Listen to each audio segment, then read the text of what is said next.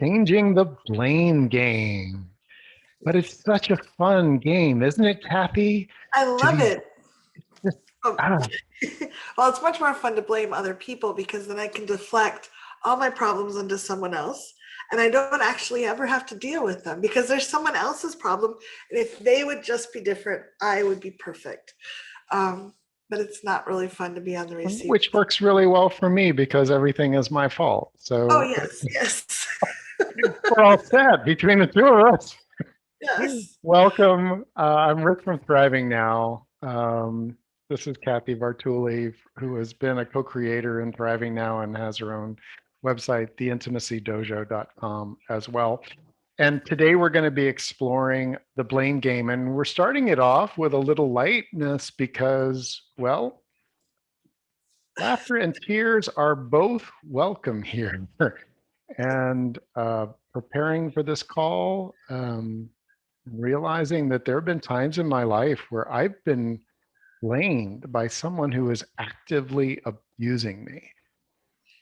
And yeah, I was younger. And yeah, didn't know what I didn't know.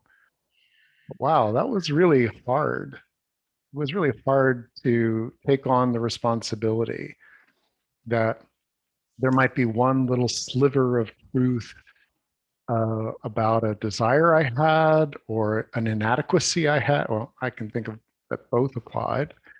And, so blame is a tender subject. I wrote a lot about it, and I want to explore with those of you. Thank you for being here. I know that it takes courage to even look at this because who hasn't been blamed and who hasn't done some blaming? It's Uh, yeah, I think all of us have. It's very normal and natural. And there are times when blame is appropriate. So I just want to state that up front. If someone drives their car into my house, I can legitimately blame them for damaging my house. I can expect them to make things right. They have violated all the sanctity of my home and safety of my home. And so there are times when blame is appropriate. Saying, this is your fault, you need to fix it, is entirely appropriate. The problem comes when a lot of us are raised in families where people are pretty broken or depleted. And it's very common in those families to blame someone, either the scapegoat or whoever's the weakest at that moment, um, as the fault for everything. So growing up, I was the black sheep of the family. Something could break and I could not be near it, and it would be somehow my fault. And there was just a lot of blaming going on. Like, if you said something that somehow triggered, I imagine my mother is someone who has a lot of landmines. She's had a lot of trauma in her life that's unhealed. So she has landmines floating around, and we don't always know what's going to set them off. And so if my beingness, my child, like I was playing or something, or I said something or reminded her something of her landmine, and a landmine went off, that was my fault. And I think a lot of us have been around people that have had a lot of landmines floating in their being, and we could just breathe wrong or look wrong or remind them of something that happened years ago, and all of a sudden we're at fault for causing them pain. And in that case, the blame is really a toxic blame. It's not, okay, you actually violated my boundaries, you did something to harm me, and you need to fix it. It's, you're hurting, or this person's hurting, and they're going to say it's your fault. They're feeling pain for their beingness. So I just like to distinguish that, because there are times when it's like, yes, okay, you do need to fix this. This is something you need to change. And I think, when Rick, when you were talking about that sliver of your intention, and like, how do we separate, how do we distinguish between, yeah, I kind of did hope that would happen, and it did happen and it didn't go well, is it my fault, or whose choice was it, where is the yeah. responsibility? Well, and we're gonna go forward and explore. One of the things that Kathy and I do is we along with many of the people in our community, we use EFT tapping to bring some honesty about how we're feeling and some relief and some direction. And I believe that tapping can help us find a posture in a particular situation, as well as with blame in general that feels more empowered, where we can feel more present and confident at the same time with what is. And that's a skill. I don't know too many people where that just comes naturally. So let's, I'd like to, if you're willing, Kathy, to guide us in tuning into how we're feeling about this blame game and how it's been in our life, and maybe start with some tapping right away. Yeah. Yeah. So I just invite you to take a nice, slow, deep breath. If it feels good for your body, just notice that you're here right now in the circle of people that really care. You can let down your guard a little bit. You can let yourself feel what you're feeling. This is a safe space to feel things and to be who you are. If you'd like to, notice how you're supported right now. How is a chair holding you and your feet on the floor, or however you're being held. Notice the texture of that, the sensation of that. And notice that you don't have to do anything. You just are held right this minute. The universe has got you. For the next hour, we can explore and try things out and take care of ourselves as is right for us and discover new levels of ourselves. And I think that's a beautiful gift to give ourselves and others. I invite you to take a nice, slow, deep breath to the bottoms of your toes. Karate chop. Even though I've been playing this blame game for a long time, We invite you to repeat and tap along, change the words. You're all muted. So even though I've been playing this blame game for as long as I can remember, giving and receiving, giving and receiving, what if it's kind of toxic? what if it's kind of toxic? And maybe I don't have to play it the same way anymore. And maybe I don't have to play it the same way anymore. Even though I've been throwing blame around Even though I've been throwing blame around, and getting it splattered all over me, and a lot of it comes back on me. I choose to acknowledge that I'm a good person. I'm open to acknowledging I'm a good person. And maybe we all mean the best we can do. Well, maybe we're all doing the best that we can do. And maybe we can even do better. Yeah. And maybe we can even do better. Top of the head, I learned some old patterns. I really learned some old patterns. Eyebrow, my parents taught me. My parents taught me. Side of the eye, their parents taught them. Their parents taught them. Under the eye, that people can give me blame and I have to take it. I have to take their blame that they give, don't I? Under the nose, and the only way I can feel better is if I blame them back.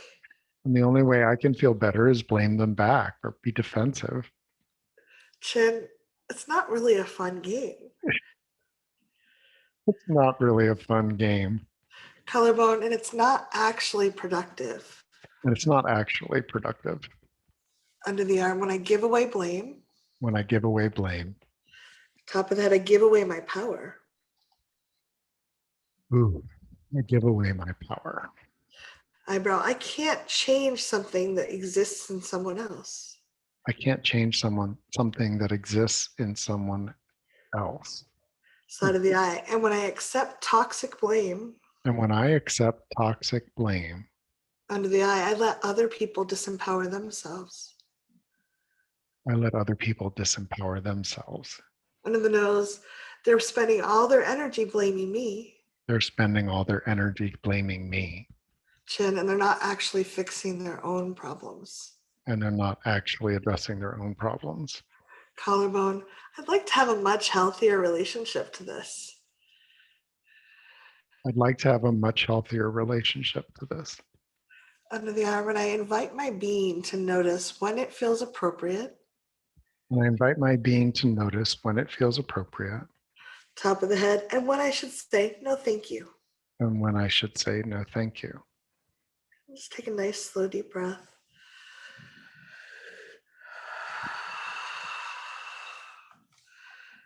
And I think one of the things that comes to me when we're talking about that is there's a difference between harm and hurt. And there, if I go over and I I would never do this, but if I went over and just smacked Rick on the side of the head for no reason, I would be hard. I would like be doing something that's crossing boundaries. I'd be doing something aggressive towards him that I don't have the right to do. But if I share my own feelings, if he says, "Do you want to go to dinner?" and I say, I don't feel like it, that's not harming him. That's me taking care of myself. And Rick is great about that. He doesn't get upset about people taking care of themselves, but a lot of people do. I've had a lot of people be so upset. I was really looking forward to that. How can you do this to me? They're not distinguishing between, hey, I'm an autonomous being with free will, and me choosing something you don't prefer is not harming you.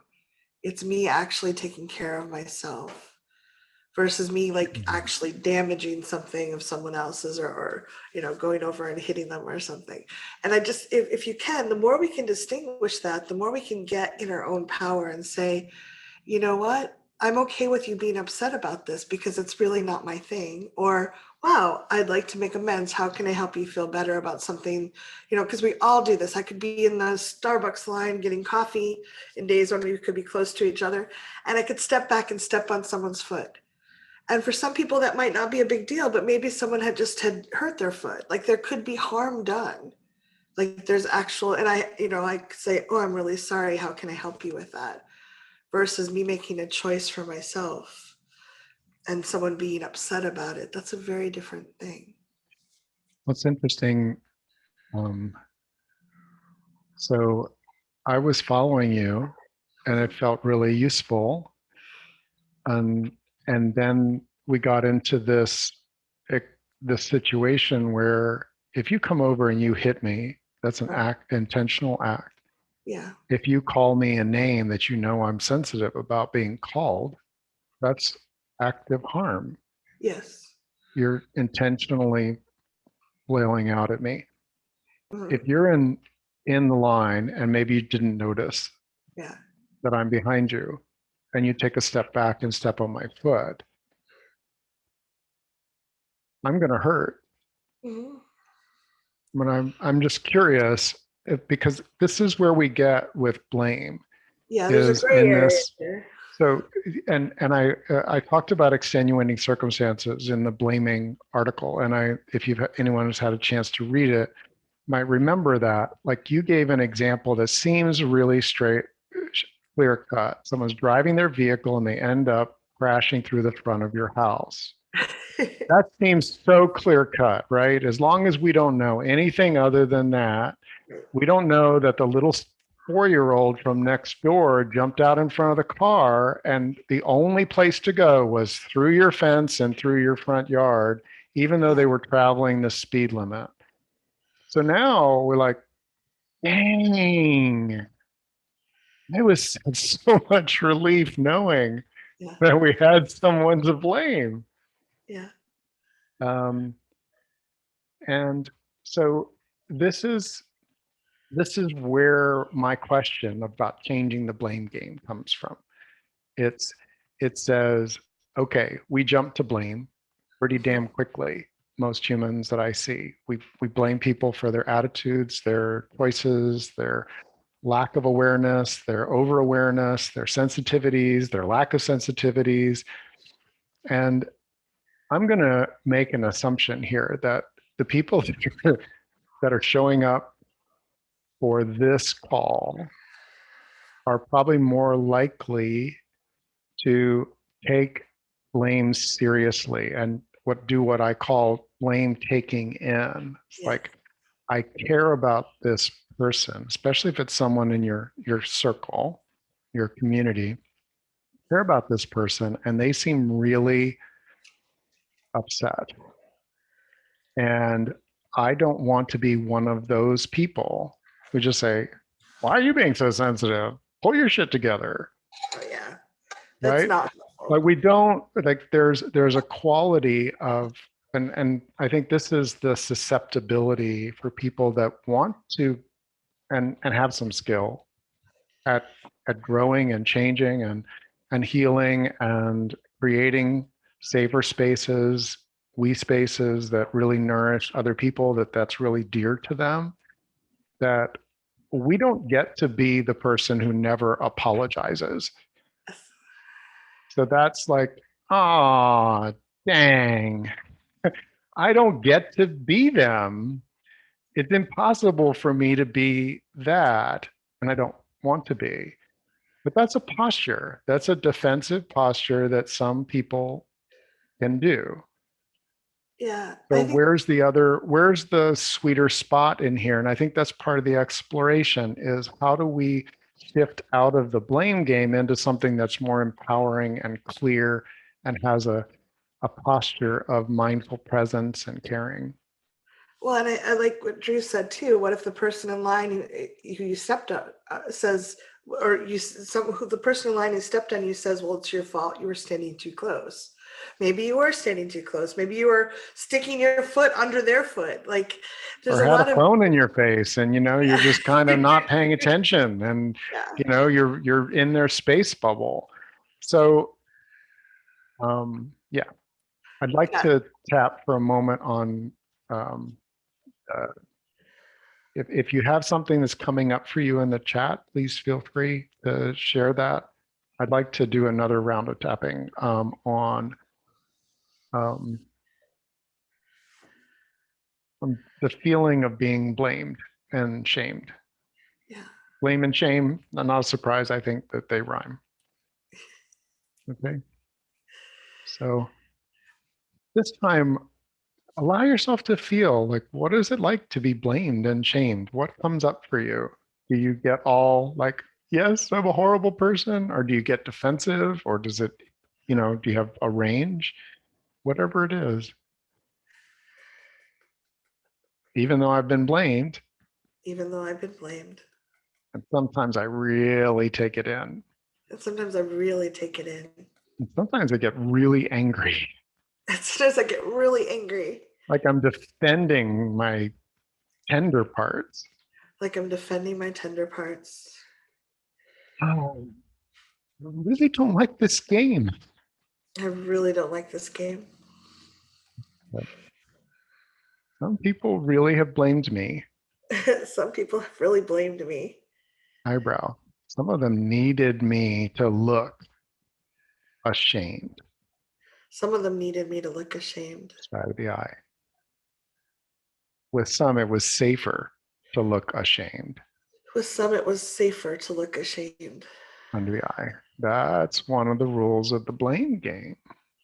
That's one of the rules of the blame game. Is when you're being blamed by a beast, When you're being blamed by a beast, then you better look ashamed. then you better look ashamed. Oh, thanks, Dad. Thanks, Dad. Yeah, thanks, Mom. Thanks, Mom. Thanks all the people who've ever done that. Thanks all the people that have ever done that.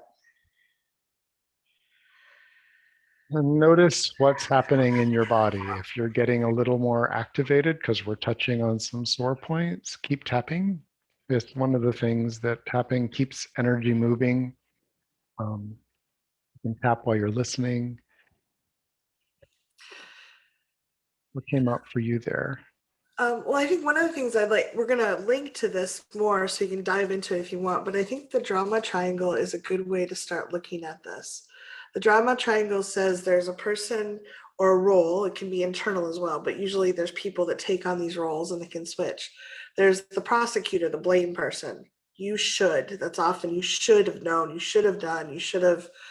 And then there's the helper, the toxic helper who's trying to enable and help the victim to stay where the victim is, the person that gives the fish sandwich versus teaching them to fish. And then there's the victim. And that's a toxic triangle that's really linked to the survival brain. And the survival brain is saying, we've talked often about fight, flight, freeze. So the prosecutor, the blamer, is the fight, the person trying to fight, the part of our survival brain trying to fight to prove that it's okay. But it's not an effective, powerful way to change anything. It's just blaming other people. The helper side is the wanting to distract. It's wanting to flee away from anything.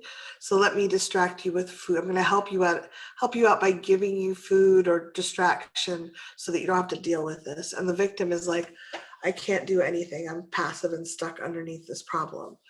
And it's really easy to get there. Like, Drew is talking about, if you get blamed for being hurt, like, that's like, how do I, if you're a little kid and you're like, my mom would always say, if I stub my toe, she's like, that wouldn't have happened if you've been wearing slippers. And I'm like, slippers are thin. Like, why would that help? She just didn't want to deal with my pain. So she blamed me for having my own problem.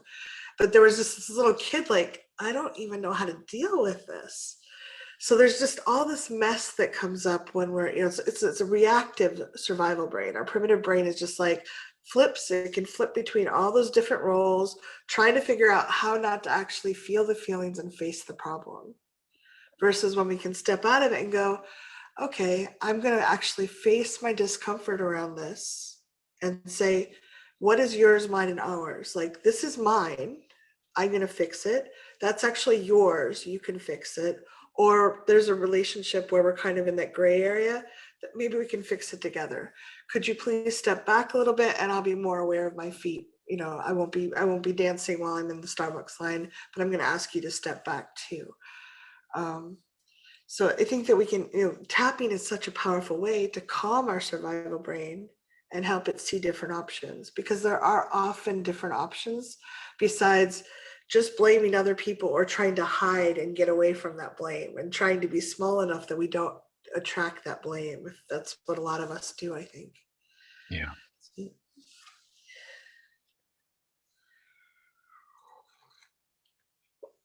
Oh, is there a tapping that inspires for you? Yeah, if you'd like to, let's just tap for our survival brain. Let's just say karate chop. Hey, survival brain. In survival brain. I know this is really hard. I know this is really hard. You've been trying so hard to be good. You have been trying so hard to be good and not cause harm, You've been trying to get this right. trying to get this right. I have some interesting news for you. I have some interesting news for you. There's no way to get this really right. There's no way to get this really right.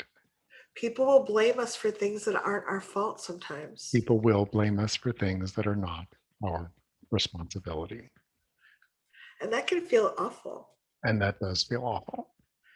And we can tap. We can tap and be clear. And we can release blame that isn't ours. And we can release blame that isn't ours. Ooh, Top of the head. Yeah, top of the head. Maybe 5% are things we should fix. I don't know. Maybe 5% are things that I need to fix. Eyebrow. And a lot of it is other people trying to control us. Yeah, there's a lot of control in blame. Side of that, they would like us to be different than we are. They'd really like us to be different than we are. Under the eye, they would like us to do what they want all the time. They would like us to do what they want all the time and Under not the get and not yeah. Sorry. under Energy the coming nose. up. Under the nose, they would like us to guess what they need. They'd like us to guess what they need and do it perfectly. Chin every single time. Do it perfectly every single time.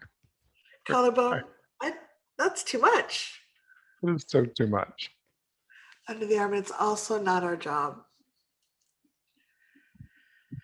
It's really not our job. Top of the head, those people get to grow up and take care of themselves. Those people get to take care of themselves. And we get to take care of us. And we get to take care of us. Nice deep breath. So I can feel as, just one of the things that I'm noticing in that last statement is they get to take care of themselves. I get to take care of myself. And I think that goes to like, what's ours? Mm-hmm. So in the me space, like, okay, I get cranky when I'm tired and I need to tend to my reactions when I'm tired. I want to do that. I need to get more sleep when babies make that possible and things like that. The other person's trigger, right? Their landmine from their past, that's an empowered position is that trauma is mine, and I want to learn the skill and get the support to take care of that. And then there's this we space that we're in, which don't wasn't won't let me just say what's yours is yours, what's mine is mine, because in a lot of cases we're sharing a space, right? And Yeah. sometimes the other person is not an emotionally safe, respectful person, that which is an entirely different level of complicated, Well, even when right? they are, Rick, like you and I will often tell each other, like, "Hey, you seem like you're stressed right now. Would it help to take a break? Would it help to like we can support each other? Have you eaten yet recently? Because all of us, like, there's no way for us to be perfect about taking care of ourselves. And I love when I have someone who really cares about me say, you know what? I think you need something to eat, and I'm like, let me check. Oh my God, I so need something to eat. No wonder I'm so upset about my taxes. I haven't eaten. I go and eat, take a 15-minute break, and I'm like, oh, this is so easy. So it's not just toxic we space, it's also supportive we space. Right. Hmm. What questions, what sharing, what wisdom is coming up inside of you? If you have something, would you be willing to put it in the chat for us? And do we want Um, to do we want to invite a couple people forward to tap? I'd like to talk about I would like to explore a posture. So an emotional posture is, so if you're going to lift a bag of grain, which I used to have to lift 50-pound bags of grain, there's the way that, you just lean over and you lift it up and you move it and you plop it down. And after doing about a half a ton, about 20 bags of that, your body will tell you, this is not a good idea. If you adopt a very different posture of using your legs more and finding ways so that you're not putting all the strain on your sensitive bits, the parts that don't really like doing that, then the posture allows you to move a ton or two. I've moved 2 tons of grain myself once, and I was doing it with good posture. So emotionally, we know that if you get blamed and you take it in, you'll tend to adopt the posture of shame. Like, oh, this is mine. So physiologically, we will do that. I maybe I'm the only one who does that, but I do that. If I know that I'm taking in blame, I can feel my posture changing. If we move out of the blame game, what would be a posture, an attitude, both physically and emotionally? And and in my blaming article, I talked about like starting by grounding yourself in what actually happened physically without the adjectives and adverbs. So adjectives and adverbs, this crazy dude driving way too fast smashed into the front of my house, and that's more of an ungrounding. Now, if you can get there, and this is where tapping, like if I pause and I say what actually happened. I was sitting in my back room. There was a loud noise, a noise that from the front of the house. I came out and there's a car sitting in my living room and a man getting out of the car. Now, feel that. Feel what happens in your body.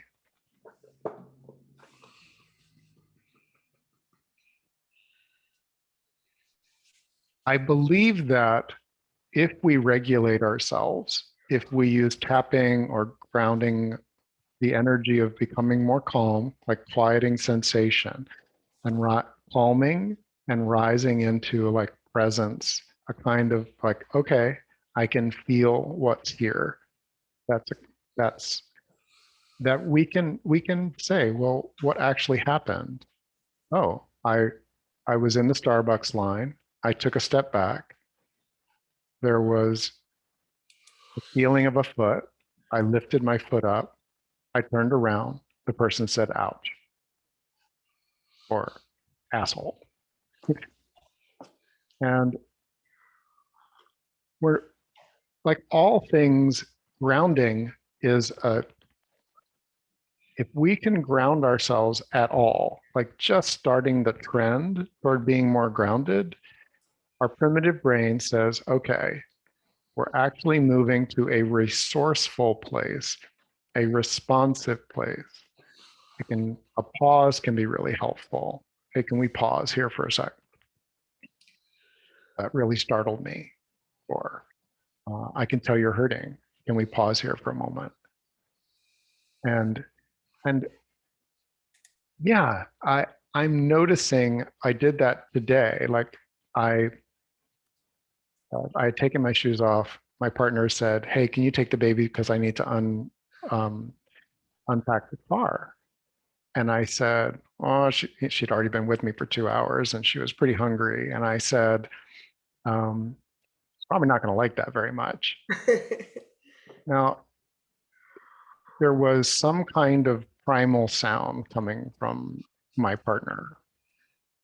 And I took that on as blame, right?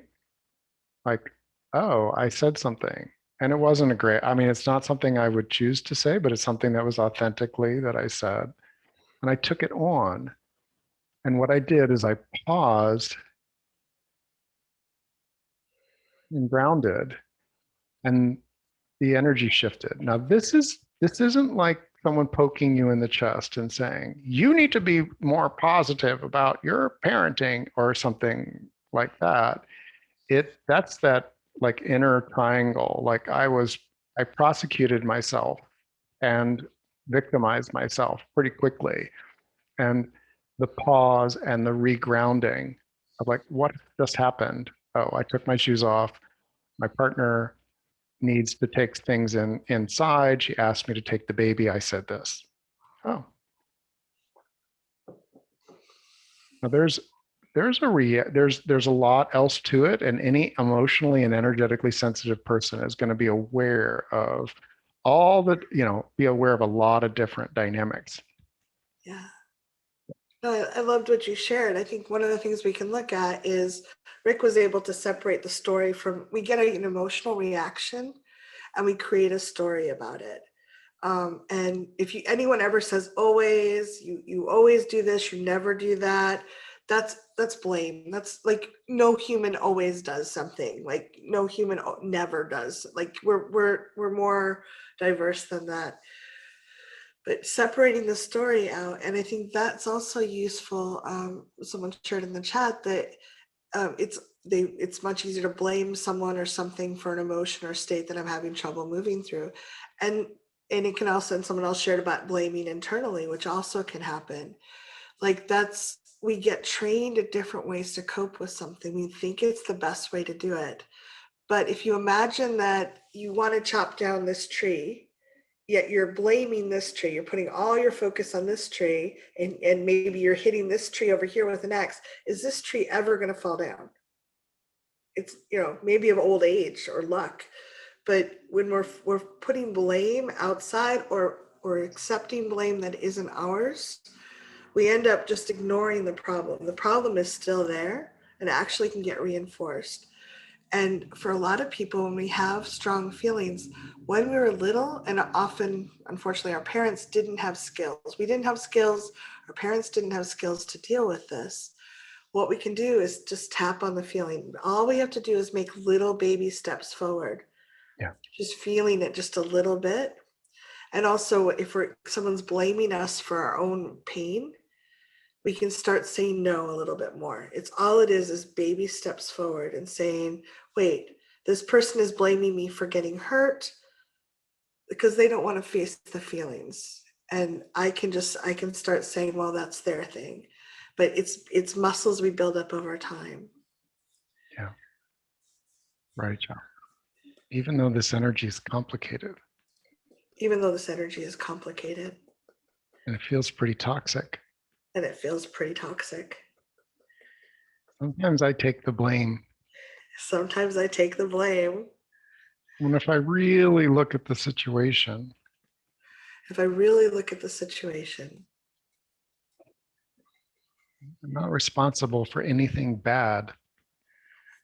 I'm not responsible for anything bad. And sometimes I throw the blame. Sometimes I throw the blame.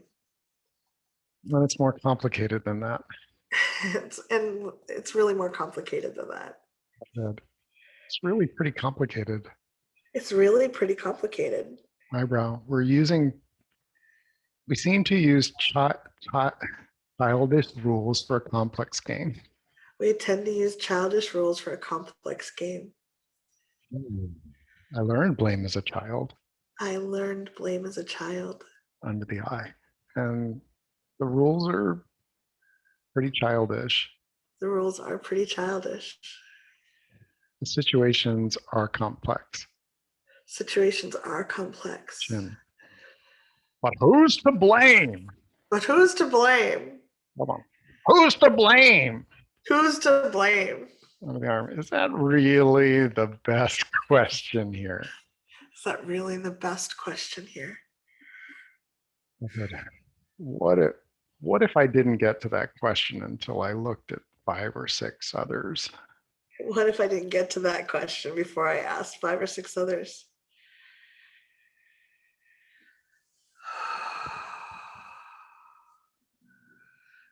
Blame is so we're energetic beings.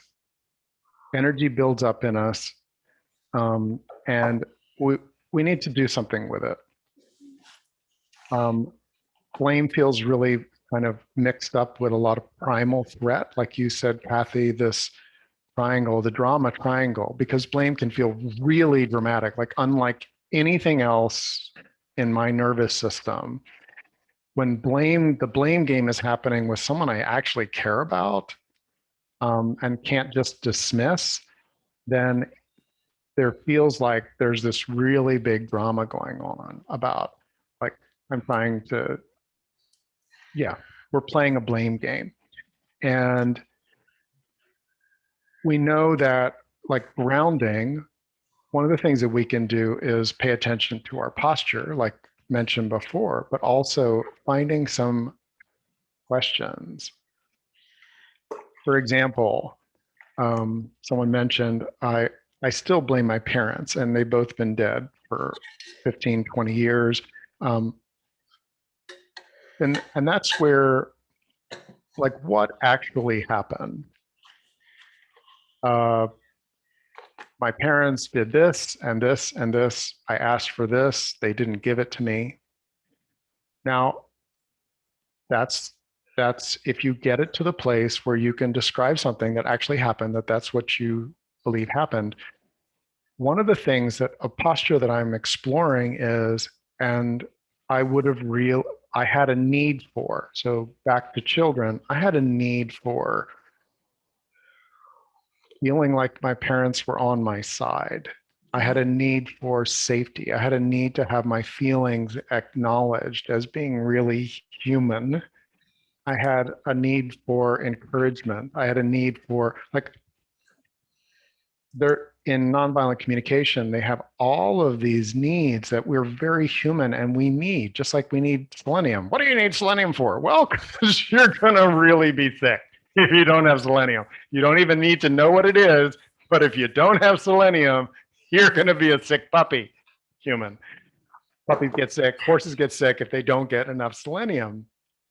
You don't want too much, but we have needs. And so if you say, well, I had these needs that were not met, and my parents, even though, like, in some cases where you needed safety and a kind of love and presence and acceptance, and they just did not give that to you, that was not it at all.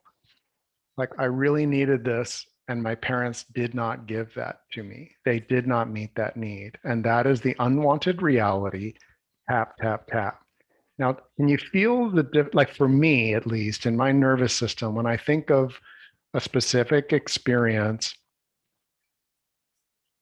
this is what happened. I had a need. I'm honoring the need, the actual real human need, as much as it would have been great not to have that need. I did. And then I did not get that need met by the people that, if they were healthy and thriving, would have naturally met that need. Can I just riff off that, Rick? Yeah. I love what you're sharing. I don't want to step on you, but I think part of that comes there's a should. I shouldn't hurt. My parents should have done this.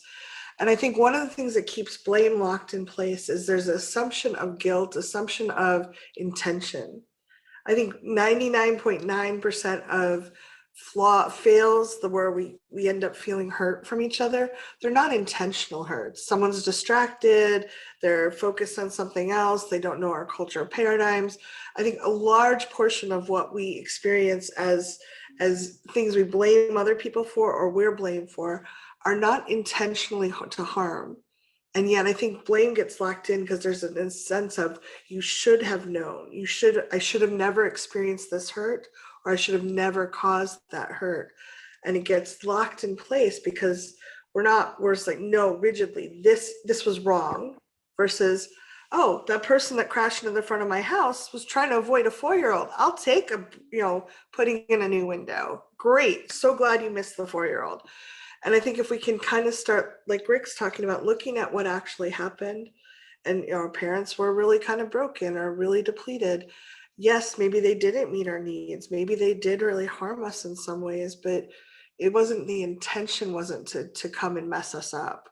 It was, they were just doing the best they could. And I And think and just to honor too, there are human beings who absolutely, deal with their energy by messing up other human beings, and some of them are parents. yeah. Um, and I'm not trying to take away the fact yeah, that I know you're not. I wanted to honor that. So, like, blame, if that's the game, and blaming our parents is where it belongs. If you were mistreated, harmed, either actively or neglectfully, if they didn't form a really healthy bond, and the game is blame, I would much rather have you blaming them for their inadequacies than you taking it on like, I wasn't good enough, I wasn't cute enough, I wasn't happy enough, I wasn't smart enough, I wasn't pretty enough, I wasn't thin enough, I wasn't, that's something too.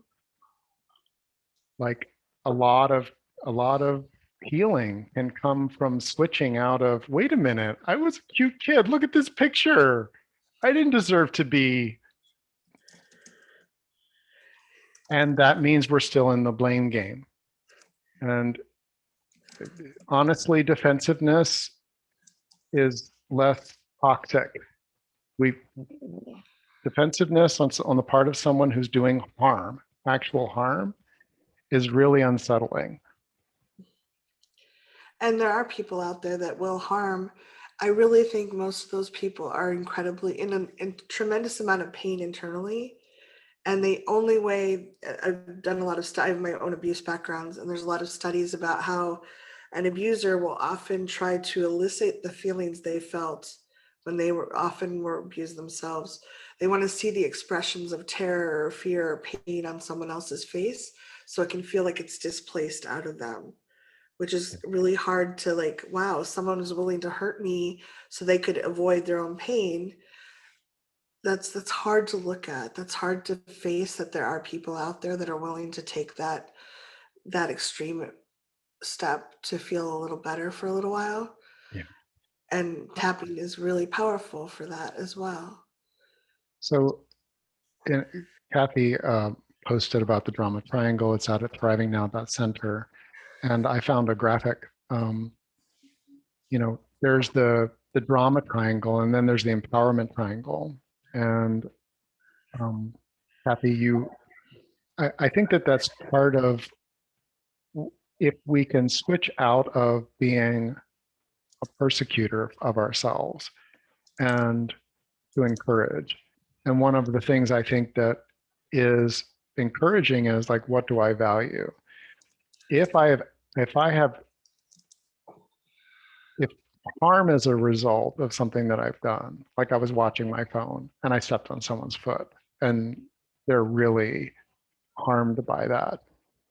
Then if I'm clear as a champion, it's like, I really value people's physical Mhm. safety, their boundaries, the sanctity of their body.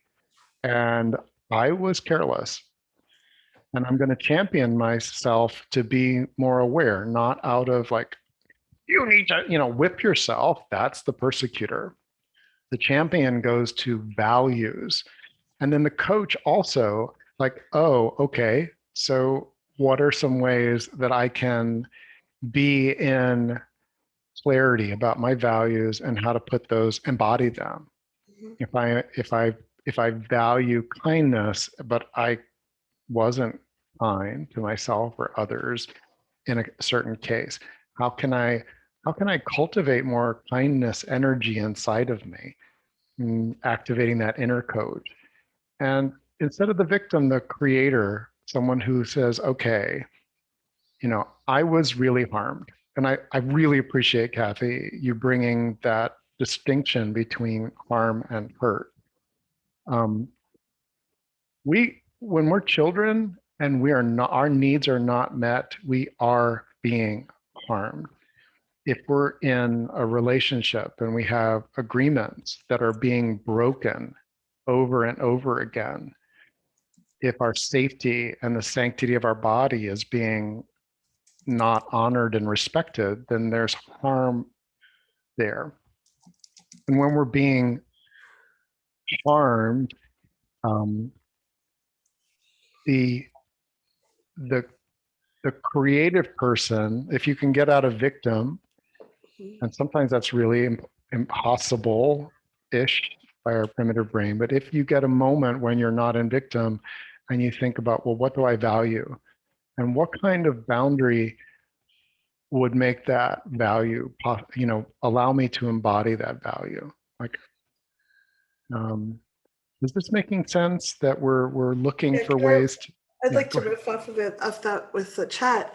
A couple people are talking about how they take blame because they feel like that's the only way to be accepted. That if they didn't take the blame, that the connection would be broken. And I've done that certainly myself. Like, oh, I'm gonna get small and I'm gonna like accept all this that I should have known. I should have guessed that this person didn't want that, or and then I feel horrible.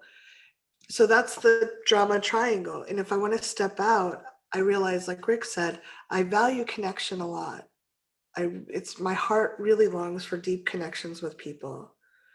But is it really what I want to do? Am I really helping that person by accepting that blame? Am I really helping the we space between us? Am I really helping me? I'm not.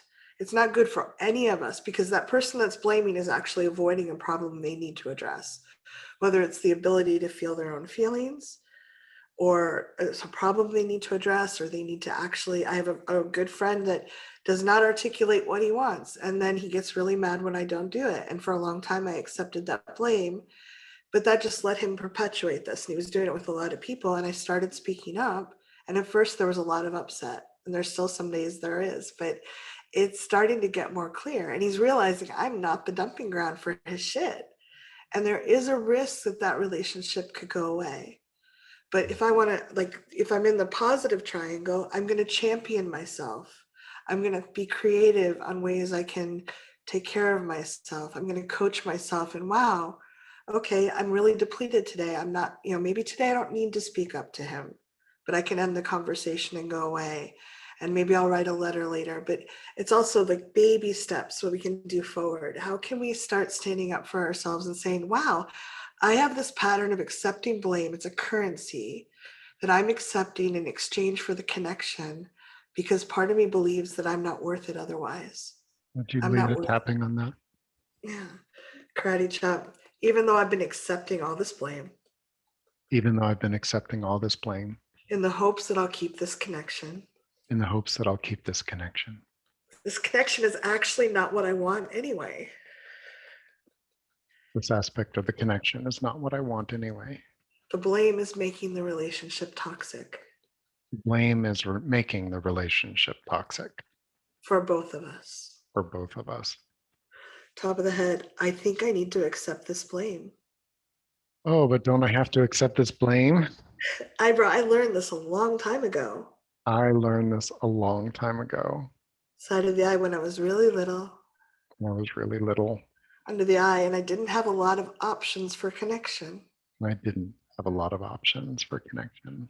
Under the nose, that poor inner child, My poor inner child, Chin, thinking she or he has to take this blame. thinking they have to take this blame. Collarbone, what if I just love this inner child? I just love this inner child. Under the arm, and reminded them they do not need to take blame in order to get love. And reminded them they don't have to take blame in order to receive love. Top of the head, I can say no to blame I can say no to blame now, and yes to love. and yes to love. Nice deep breath.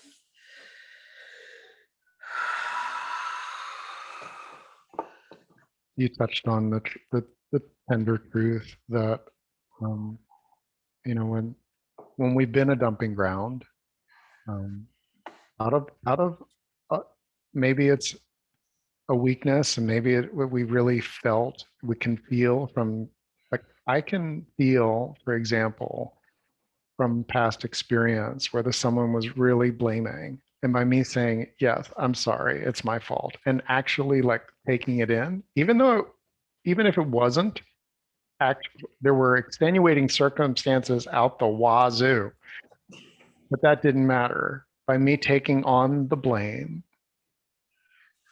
there was relief in their face. They felt understood, and things quieted down. I am not close friends with either of those people where I had that pattern anymore. And not because honestly I stopped taking the blame, and it just it was toxic to do that. It was really toxic to be the one who says, okay, it's my fault. Because I value you never being hurt. I value me never saying anything that makes you upset. I value being so considerate, that just, I just never cause you any hurt. Ever. There's such a difference. I'm really finding comfort in the posture of, yeah, I'll own my harm, but hurt that was unintentional, it exists in the we space, but the the holding of the power there needs to be either jointly or theirs. It's not just because I was human today. At least Yeah. that's, and you'll hear that I'm kind of moving around. I hope that you can feel the exploration happening. Before we forget, this is a conversation. The kind of Kathy and I have been integrating and taking in a lot of stuff around blame and safety and boundaries and things. And I hope you've felt some of that. But I know that the answer to this is not just about what Rick and Kathy are saying, because the wisdom that flows to you, through you, and the things that matter to you are things that this is where our new postures, our new languaging, our experiences and refinements are going to come from. So please, if you are in a place where you'd like to, and it would benefit you to share, thrivingnow.center, and it's free to join. And um, let's continue this. Um, Yeah. Go ahead, Um, Kathy. yeah, I just want to emphasize too that blame and shame don't really change anything. So someone saying I'm doing this for your own good, they're really in their survival brain. They're maybe following patterns they learned. But for instance, I'm a bigger person and I have people come up to me at restaurants and, they'll just come, they feel they have the right to come up and tell me I should lose weight or I shouldn't eat something or I should try a certain diet. If blame and shame worked, right now there's 72% of the population is considered overweight and I think 40% is considered obese by medical standards. And there's so much shame and blame out there. If the shame and blame actually worked, we'd all be fucking size 2. And I would like you to notice, I'm talking about weight because that's something I And never noticed. do anything wrong. Right. Never, Like never, never. There'd be salad. no one triggered. There'd be no one Yeah. having an uncomfortable moment. Yeah. Yeah. But I invite you to notice things you're blamed about. Do you often feel bad, but you're not like, I invite you to notice how often you actually change behavior because of blame or shame. My behavior changes when I get an insight or clarity. And that doesn't happen when I'm in survival brain or I'm feeling like I'm being shoulded upon or yelled at. That has never, ever, ever created change in me. So if someone's telling you it's for your own good, I invite you to say, fuck you. And just like, seriously, it's not working. And maybe they honestly, my mother will still shame me about my weight and my eating. And you know what? As soon as I get off the phone with her, I go eat lasagna every time. Um, but it's like, I know she means well. Her intention is good, but she's coming from survival brain. She's coming from fear. And if you can notice, shame and blame, whether it's internal, we do it to ourselves. We have the drama triangle playing on inner children or inner parts of us all the time, or with outside people. It's not actually creating any change. It's not actually creating connection. We think if I take this blame, then I might, or if I help somebody, or if I tell them how they should live their lives better, I'll have deeper connection. Not happening. Versus, can I just be with this person? Can I feel my own discomfort? Can I accept the things I might want to change, but I haven't changed? I am where I am right now. That's deep, beautiful connection. When we're all come here together in this circle that Rick's created so beautifully, we're here with our stuff. We don't come and pretend we've got it all perfect. Like Rick and I don't either. None of us. We're all here like we have our flaws, we have our foibles, we have things we want to change, we have things we trip over, but we're here with love and connection. And that's a beautiful, vulnerable connection. There isn't the blame or shame. So I invite you to notice that many of the things we think we'll get out of stepping into that triangle, they're just stories. They're things that we learned a long time ago. And when we realize that, accepting that blame is not actually going to get us the love we want, to create the connection we want, Mm. or giving blame to other people is not going to get them to change for their good or our good or anybody's good. And helping people in a toxic way, like kind of enabling them, is not going to help them either. So it just internally as well, if you notice that I do that, I'm very good at shaming myself and blaming myself. It's not Yeah. actually creating change. It's just putting me on a hamster wheel where I'm spinning and spending a lot of energy and making a lot of noise, not actually changing anything. Thank you, Kathy, so much. We're come to the end of our hour together. Thank you for valuing a change of the blame game, where it feels so rich to me to have all of you here today. Um, and for those of you that are going to be watching this on the replay, thank you for joining our circle. Um, I love that technology makes it possible.